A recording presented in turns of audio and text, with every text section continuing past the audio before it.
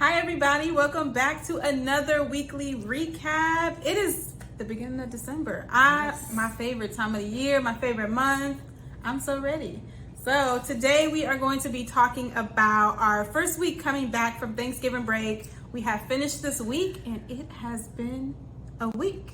So we're going to get into what our goals was before break and how that kind of played out this week. And then of course we're going to share some more kid anecdotes. So let's get started. How was your week? How was it? It was quite the experience. Yes. One of my goals was to do my planning. I mentioned how I like to plan and be prepared, and I don't know, but maybe I think my plans failed me. Oh my goodness, not failed you. Did they just not work out the way you envisioned it, or it's like they was moving too fast through the plans? The end result for my plans. So I was doing a bunch of review and just really keeping my students engaged after we had a week off from each other. And according to my Friday's assessment data, I don't know who dropped the ball. Them, me, us, we. Right. It just was as a team, one band, one sound. And it just was not what I planned. I planned on having more students pass the assessment. And that wasn't my reality. You said they were working on inferencing, right? We were working on inferencing and division and multiplication. Ooh. And we're gonna work on inferencing again this upcoming week. You're gonna have to. I feel like that is such a hard skill to teach kids to inference, because it seems like a very natural thing that people just do. Like, when you're thinking about something or you're predicting something, like all of that's inferencing. But when it comes time to answer a question, they're just like, what was inferencing? Yes, like when we look at a photograph, they're really good at inferencing. We watch a video, they're really good at inferencing. Or if I tell them a scenario, they're really good at it. However, when we put the text in place, the details in the text, we get lost. It's a different story. Yeah. Oh my gosh. I understand that. I feel like even fourth graders still struggle with inferencing. And that's something that it was in my plan to work in my small group on inferencing as well, or just some basic reading skills. And plans just don't always work out. My small groups did not quite work out as planned. Honestly, if I'm being completely honest, didn't really get to do a whole lot of small groups, which was upsetting. But kids came back from break just so elevated and escalated, and just have they ever been in school before? Do they know routines and procedures? No. I don't know, because we couldn't get to the inferencing, okay, to figure out where they are with it. It was just very much, how to be in class. Let's get back into being in the classroom. So the struggle with plans when they don't always work out. What was a win for your planning? Any? Yes, I have a win. There's some silver lining in it. I also spoke about being flexible, knowing when to bend. We had a wonderful assembly this week. I have 4 cheerleaders in my classroom. Come on. I know, right? They were so cute. They had the hair bows, the shirts, the pants. They were looking really, really cute. And so during the time when I wanted to do some review and actually go over our assessment a little deeper, that was when we had our assembly. And so that being of the plan, kind of helped because it just lightened up the mood, because we were disappointed in ourselves a bit because we didn't quite reach our goals that we set for ourselves. But watching our friends cheer and pep rallying throughout the assembly, that really helped. Yes, I love it. It was so cute. We had an assembly too. They did sang Christmas songs and did a dance. I wish we had some cheerleaders, but we did have some fourth graders. They did a whole little routine. There was flips. There was lifting up in the air. They had it together. That was a win for sure. That was definitely so cute. That gotta be the thing, because they were flipping and hoisting up as well. I said, come on, elementary. Listen, we are breeding athletes, okay? They ready to be athletes. I like it. I like it. Sometimes, the planning don't always work out the way I want to, but there are some cute wins. I feel like for me, another win that I had, in addition to the cute little assemblies, even though my kids did struggle with meeting expectations in the classroom and just being comfortable being in the classroom, I feel like they're getting more comfortable with, being in their classroom on their own. So as an inclusion teacher, I try to like go in and help them out with their work and make sure, they just are able to understand what's going on in the classroom. But, they're getting more and more comfortable being in their classrooms and working with their teachers. So that was definitely a win. Even if I'm not in there with them, they're still getting access to that grade level stuff. So that was awesome. I love seeing that this week. Yes. All right. So what are you thinking as far as your next week, this upcoming week? We got 2 more weeks left before it's officially Christmas break or winter break. So what kind of goals do you think you're going to set for yourself and your class? Well, this upcoming week is a review week for us. On our 3rd week, we actually have our assessments, our second 9-week assessment. And so this week, I'm just going to use the data, my past data, and really go in on a review. My goal ideally now is, because I tried to do a lot of whole group review, and according to my data, that's not quite the direction I need to go in. So this week I'm going to be focused on more small group. I'm going to still continue with inferencing. However, I'm going to meet each child at their level. So I have 4 different groups in my classroom. So they're going to get different reading passages containing inferencing, and hopefully if they read at their reading level, they can better show their concept of inferencing. Yeah, I definitely like that. Picking out books for them that's at their level to help them build those kind of higher level thinking skills. I think that any parents or other teachers out there, if you have a kid who you feel like they're struggling with the comprehension, or if they're getting kind of struggling with grade level materials, just give them something that they can read independently, and still ask them those higher level thinking questions like, why is the character doing this? Or, what are they feeling? What are they thinking? What do you think is going to happen next? I think those kind of things really would help them with their inferencing. I think that's a good idea. Yeah. Nice. What about me? My goal for week 2, I really just want to have kids not stress about testing, because we're actually taking all of our assessments this upcoming week. So we are doing, I think, reading on Tuesday and then math on Wednesday. So we just get 1 more day of review until kids are jumping into the testing. So I really just want this week to be kind of like a week for them to not feel so stressed or pressured about the test. So I think I want to give them like little treats or, just like little happy things to kind of lift their spirits as they're going through the testing. I know that it can especially be hard for kids who have like accommodations where they can have questions read to them, but they can't have the story read to them. So if they're reading below grade level, that's going to be a very difficult thing for them to manage. So I just want to do what I can to make sure they are getting the accommodations that they need so they can get some kind of assistance, but just like honestly not stressing, because this is middle of the year, mostly for data collection. I feel like, as we continue on through the rest of the year, that's when we really want to, make sure kids are growing as much as possible. So no stress. Even if you're a parent and kids are going to school to test, no stress. Just, woosah.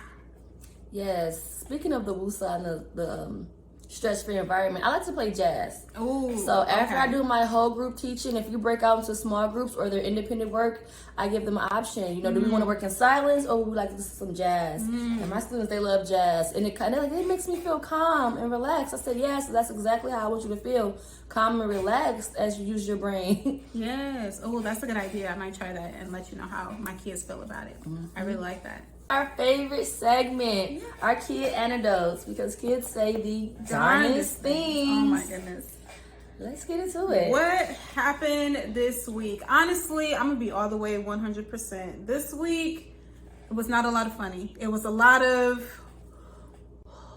take some deep breaths, Martina. As a special education teacher, I feel like I respond when, or I'm called to respond when there's a lot of like extreme student behavior. So there's a lot of getting cussed out, to be perfectly honest with you, as part of my job. And I just gotta, deep breaths. As 4th graders scream at me that I'm so effing annoying. But it's just very much like, okay. I can tell that you're trying to communicate something, so let's figure it out. But I'm not screaming at you, so there's no need to scream at me.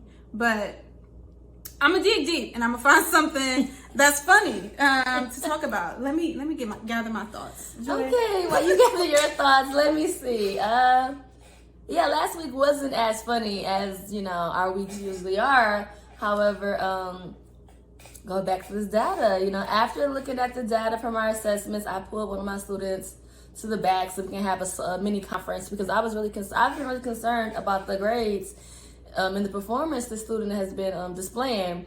And so as we were looking at the percentage, it was below our goal, and I just needed to know what was going on. And we were talking about what was happening, and the student expressed to me that they didn't know what was going on. I'm like, you know what? It's apparent.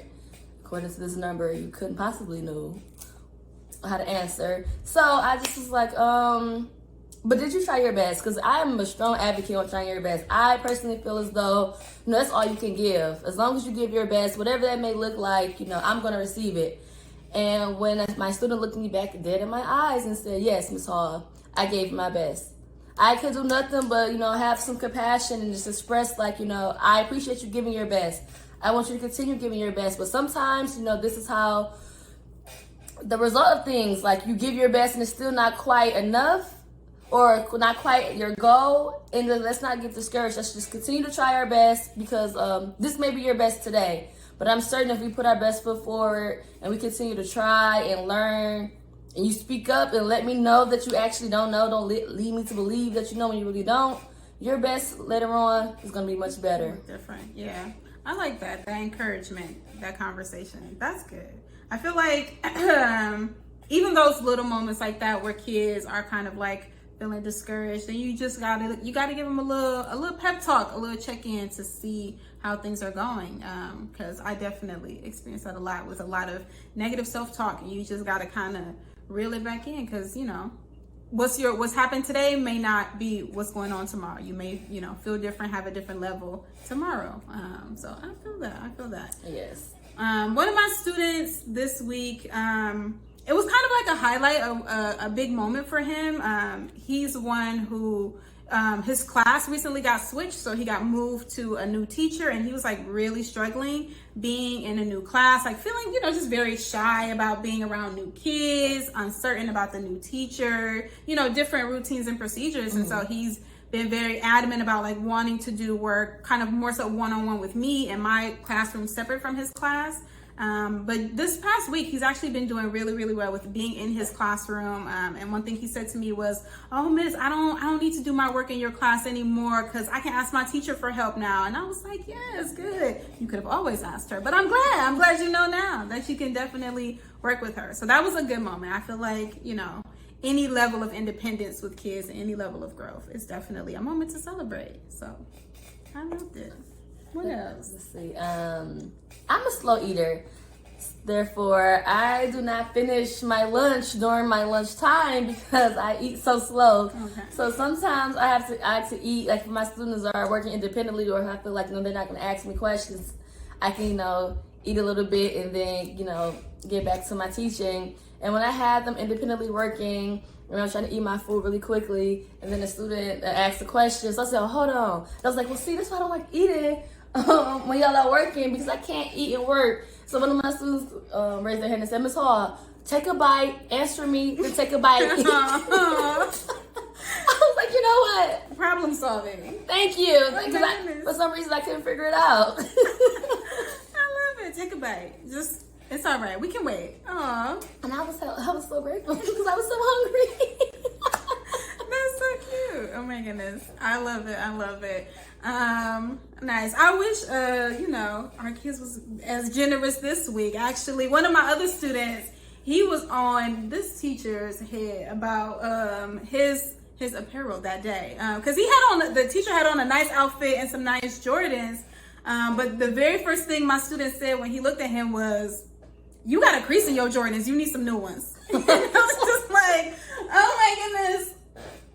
His shoes look fine to me. He was like, "No, it's a crease in them Jordans. He needs some new ones." Oh my goodness. All right. And the other teacher, all he could do was just laugh. But I was just like, oh my. Because that's all you can do. Not on his head like that. Get some new ones. They do. Like, they take it serious. A student makes they can scuff my shoes. You know Miss Hall love her shoes. Don't step on her feet. As long as you know. Oh my goodness. They do. They take it so serious. I love it. I love it. Let me see. What else? Any other things?